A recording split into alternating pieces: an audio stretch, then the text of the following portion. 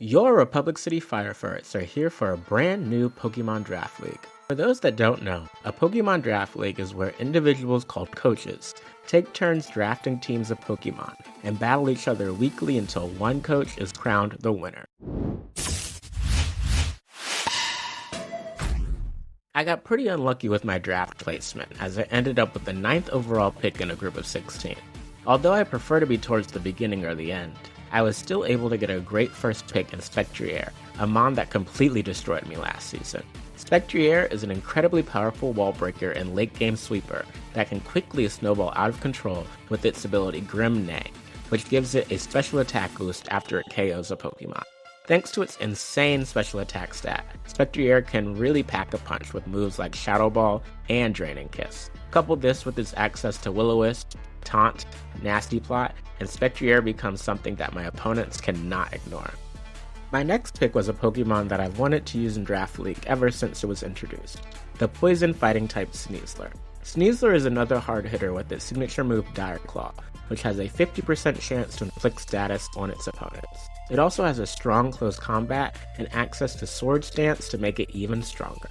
With U-Turn for momentum and its Unburden ability, which allows Sneasler to double its speed when it loses its held item, Sneasler easily becomes one of the most terrifying Pokemon in draft. My third pick is a mon that I did not originally plan to draft. However, after watching it fall to round 3, I took it as a sign to draft Archaladon. Archaladon is a powerful special attacker with amazing physical bulk and strong utility options. Electro Shot allows Archaladon to easily snowball after giving itself a special attack boost. It can also raise its physical defense with moves like Iron Defense or through its ability Stamina, which grants Archaladon a defense boost after it's damaged by a move, making it very difficult to take down. Say what you want about Archaladon, but in the right circumstances, this thing can easily change the tides of any game. My next pick is a utility Pokemon that allows me to set hazards and remove them. Cleaver's signature move, Stone Axe, allows it to set up Stealth Rocks, while also dealing damage, making it a valuable asset to the team. In addition, access to both U-Turn and Defog furthers its role as a utility pivot. Cleavor can hit hard with the combination of high attack and sharpness boosted stab moves. Cleavor's versatility allows it to do anything from being a Focus Sash lead to Choice Scarf Revenge Killer.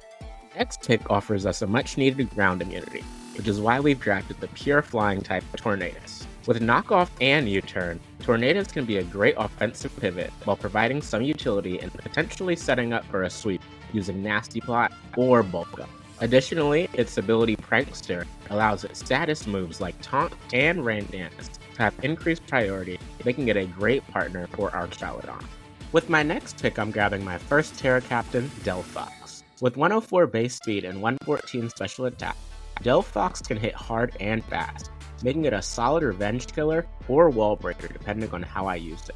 The wide coverage options like Psychic, Shadow Ball, Trick, and Wish give me a lot of versatility. As a Terra Captain that can terrestrialize into a Fire, Fairy, or Grass type, Delphox becomes a solid all-around mon that I'm excited to see in action.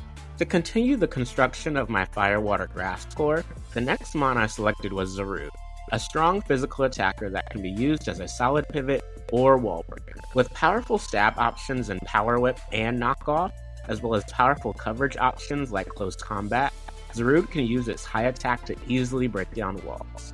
Heading into round 8, I was in desperate need of an electric immunity, which is why I selected Sandslash, which will be my second Terra Captain with the ability to terrestrialize into an Ice, Dark, or Dragon type. Sandslash comes with amazing defense stats and great utility options in Stealth Rocks and Rapid Spin, making it a solid hazard control option for my team. Sandslash will always be able to take a hit and under the right conditions can easily clean up late game.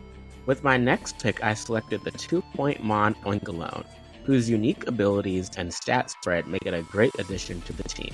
Thick Fat adds 2 key resistances, and Lingering Aroma can really mess with my opponent's strategy by changing their abilities on contact. It has solid bulk with decent special defense, especially the female form, and it can play both defensively and offensively depending on the matchup. With the move Stuffed Cheeks, Oinkologne can eat whatever berry it's holding, and gain a defense boost. Additionally, with moves like Body Press, Oink Alone can cover a lot of my team's weaknesses. Oink Alone will also serve as the team's third and final Terra Captain, and can terrestrialize into a Ghost, Fairy, or Water type. After seeing that most teams had already drafted the 2 types I needed, I took a gamble on waiting to draft my last pick, Azumarill. Azumarill is able to absorb attacks and fire back with force due to its ability, Huge Power, strong stab options, and priority in Aqua Jet. Additionally, once Azumarill gets a belly drum off, which maximizes its attack, Azumarill becomes an insanely powerful sweeper. And that completes my draft analysis for Season 1 of the SPDA. Check back here for battles every week, and please consider subscribing if you enjoy Draft League content. Bye for now.